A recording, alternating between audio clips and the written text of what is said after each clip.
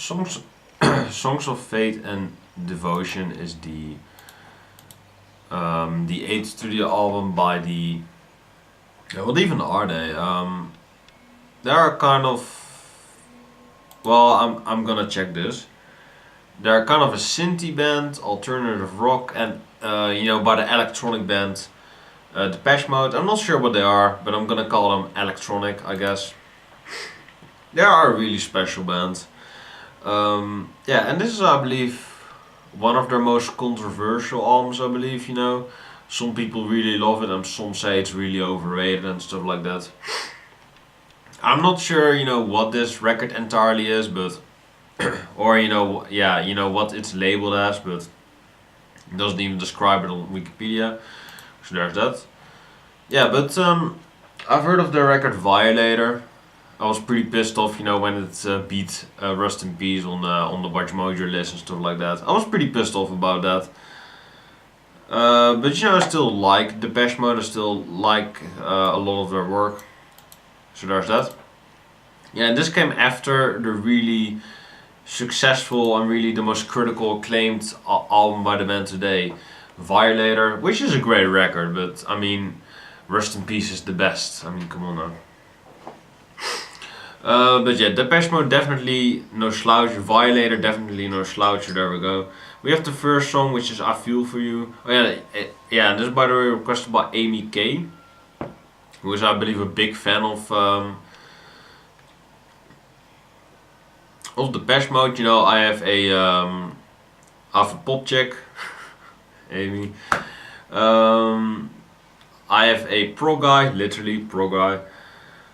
I have a music fan, which is not really an album guy, but what else do I have?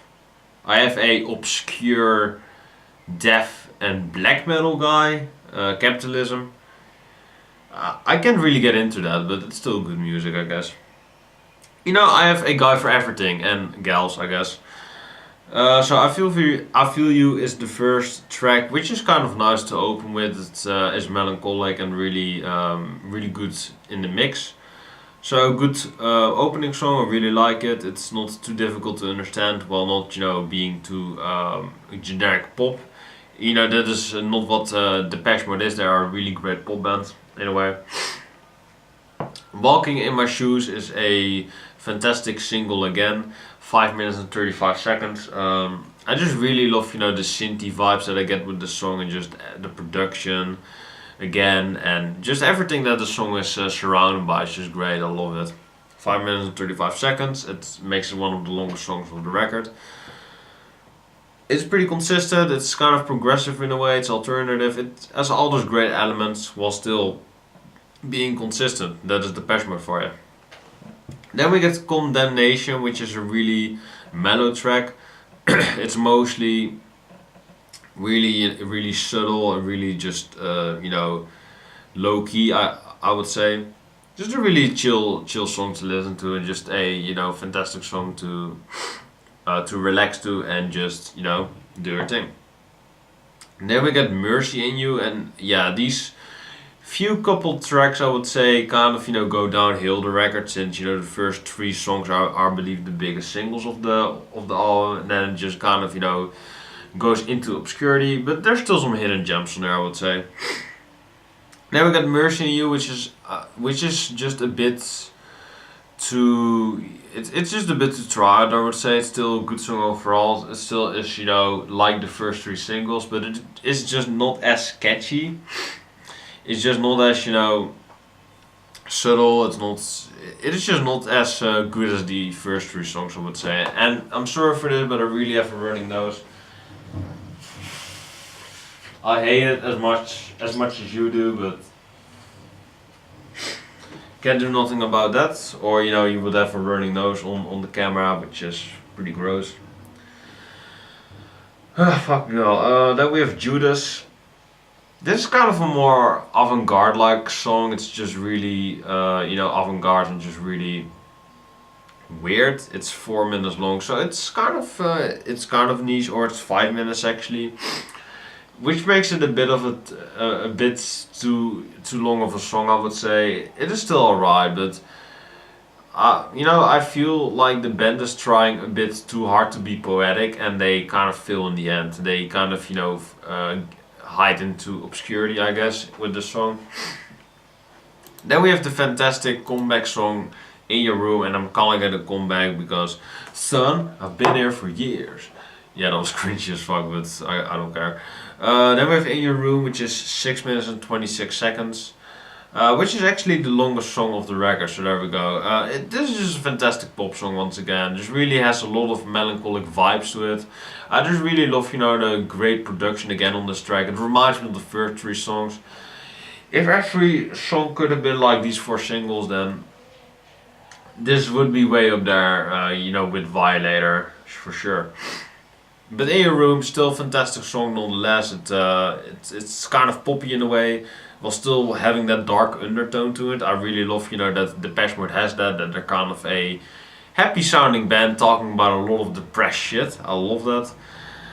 Yeah, and In Your Room, just really a creepy song while still having that catchy, upbeat, you know, vibe flow to the song. Just really fantastic pop song.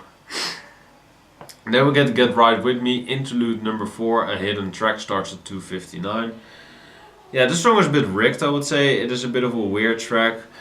It's definitely, you know, if you're into hidden messages and stuff like that, a hidden track starts playing for you. But personally, I'm not the biggest fan of songs like this. It still is alright, but it just kind of, you know, is kind of a questionable follow-up to the fantastic In Your Room. Then we get Rush, and definitely a lot of rushed.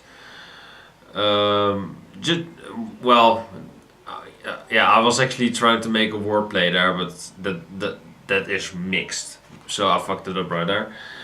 But yeah, I mean, Rush definitely a great band, but this song, not so much. I would say it's kind of a mixed bag for me. I want to say Rush bag, but that doesn't make any sense. Fuck no. Where's my brain at? But yeah, you know, Rush is definitely a bit of a kind of Rush song. Yeah, that was the word joke I'm looking for there. It's kind of a Rush song in a way. It really is. It's not even a wordplay there. It's just kind of my opinion on there. So that is, yeah, I'm gonna leave it at that. Actually, it's just kind of a Rush song. It doesn't feel too nice produced. It just feels kind of a rehash of the first three singles. It just doesn't feel that fresh to me as well. So there we go. Then we got One Caress, and this is definitely my least favorite song of the record. Yeah, I'm feeling that the band is just, you know, kind of trying to, you know, repeat the success of the earlier things that they did on the record and on the earlier records. For me, One Caress is good, but it sounds kind of the most generic out of all of them. It just sounds, you know, kind of like it wants to be romantic, but comes off creepy. It just feels like that. It just isn't subtle. It just is a bit weird, I would say, as well. It's just a really weird song. It's kind of creepy as well. It's 3.5 minutes, so it's kind of generic. You know, not every 3.5 minute song is generic, but I mean, most of them are, so come on now. And then we got Higher Love, which is it is a nice closer song, I would say. I believe this is actually has piano or keyboards as well, which I really love. I don't even know anymore. I believe Depeche Mode has keyboard or piano. I don't even know. Mixing, assistant, engineering. I'm gonna die right there. Fuck no, because of my nose. So I'm gonna wrap this up here. High Love or whatever, Higher Love. It's a solid track. It's 5 minutes and 50 seconds long. It's a nice way to close out the record, you know, on a kind of romantic note. I still like that. Yeah, so definitely, you know, definitely a record, or yeah, definitely a record you want to check out. Higher Love is definitely a great song to close it out with. It's kind of progressive as well, while still having that pop tendencies to it. So yeah, I'm gonna end it right here because I'm gonna die because of my my flu and stuff like that. So I hope you've enjoyed this video. Let me know what you want to see in an upcoming video, in an upcoming review. Like or subscribe of course to the channel. The ominous, I want to say ominous note, but that is a while back. Ominous more feeders like this one. I'm gonna give this record an 8.4. Still pretty good, but it just kind of the second side is just kind of you know, not cutting it for me, except for in your room, which was great. So I hope you have fucking hell. Speak, ominous, speak. I hope you've enjoyed it. God bless you, God bless you, safe, take care, and peace. And yeah, fuck me because I can't speak.